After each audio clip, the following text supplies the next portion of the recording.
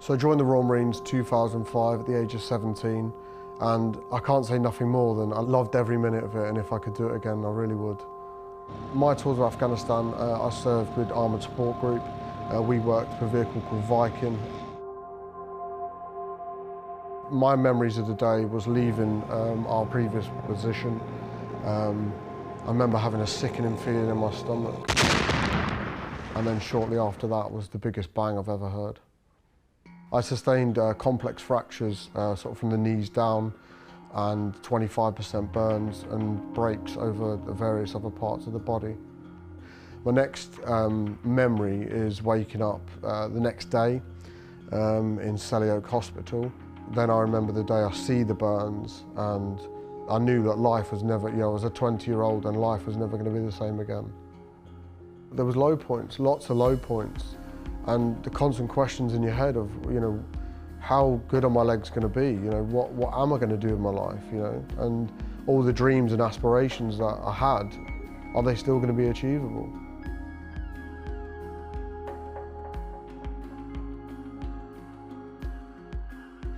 I'd been a Royal Marine, I tried to be a civilian, and nothing was working.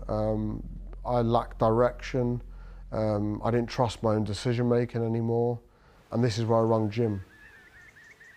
My role with the RMA Royal Marines charity is to support everyone who leaves the Royal Marines via medical discharge and any other vulnerable leaver.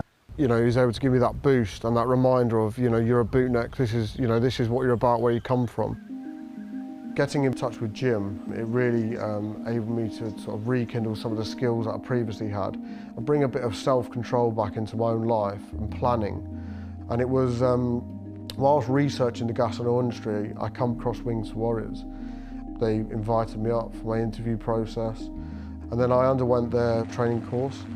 The Royal Marines charity were able to help me as the course was in Aberdeen and I lived in Norwich. They were allowing me to sort of commute a little bit more regularly to see my wife and 2 young children. At the time, I think Henry was 3 and Polly was months old, so it was very important for both me and Kelly to be around and give her more support, and that's exactly what the grant achieved. If Mark had joined another service and perhaps gone out with a different colour uniform on, he wouldn't have achieved what he's done today. Thanks to the collaboration between Wings to Warriors and the Royal Marines charity, I've been able to achieve my commercial helicopters licence, my commercial fixed-wing licence, and I'm lucky enough to be starting a new career with TUI on the 737.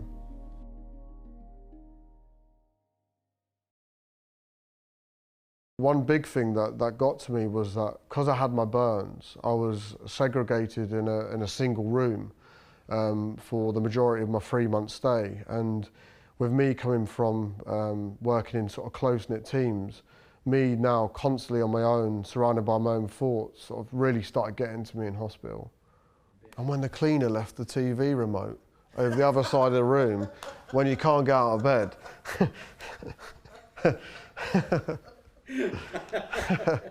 who does that?